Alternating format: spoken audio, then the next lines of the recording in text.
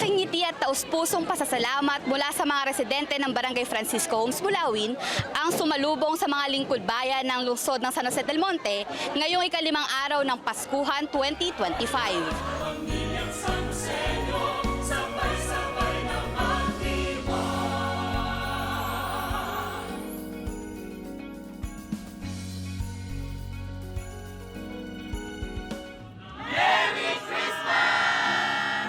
Maaga pa lang ay napuno na ang bawat kanto maging ang basketball court ng barangay ng mga residenteng excited matanggap ang kanilang maagang pamasko, handog ng pamahalaang lungsod. Mas nag-umapaw pa sa tuwa ang mga taga-barangay Francisco Homes, Bulawin dahil sa personal na pagbisita ni na Mayor Ate Rida Robes, Congressman Arthur Robes, mga bumubuo ng sangguniang panlungsod ng San Jose del Monte, maging si Board Member Efren Bartolome Jr. Para kay Tersila, malaking bagay ang pamaskong kanyang natanggap dahil hindi lang ito para sa kanya, ito rin daw ay nais niyang ibahagi sa iba dahil ang pagbibigayan ay isa sa diwa ng Kapaskuhan. Malaki po kasi naisi-share naman po namin ito, hindi lang naman po sa amin.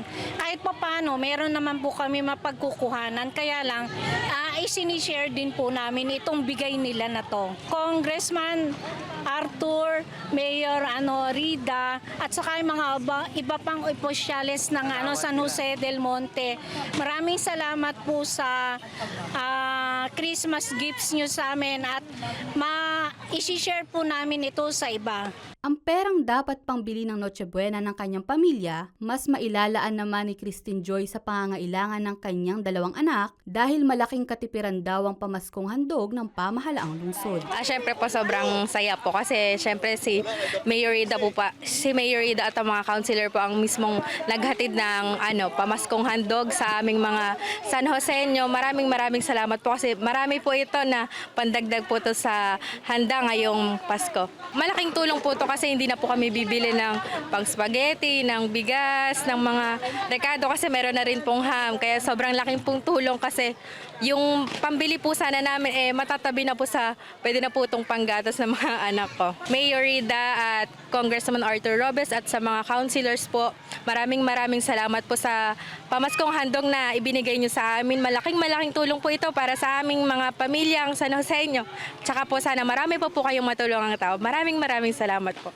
Bilang isang lingkod bayan, malaking bagay para kay City Councilor Dr. Rosalyn Cabuco na bukod sa pamamahagi ng mga pamasko, ay personal silang bumababa sa mga barangay upang kamustahin at makapaglaan ng oras kasama ang pamilyang San Joseño. Napakahalaga po itong paglalaan ng maagang pamaskong handog dahil po gusto din po namin na makita po kayo at maibigay ang inyo pong mga pamasko.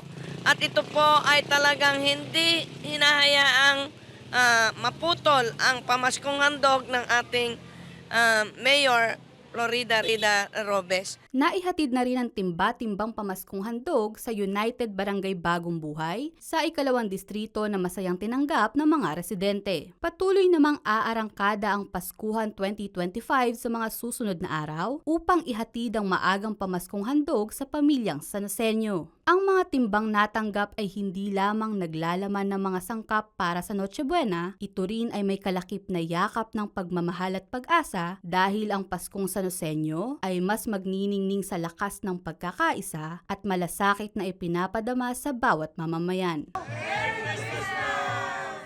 Para sa Balitang San Joseño, ako si Narlen Mabanglo, Public Information Office. Yan ang mga kaganapan at detalyeng dapat alam mo sa San Joseño. Para sa napapanahong balita at impormasyon, doble aksyon at solusyon, mag-subscribe na sa official social media pages ng pamahalaang lungsod ng San Jose del Monte, Bulacan. Maraming salamat, Arya San Joseño.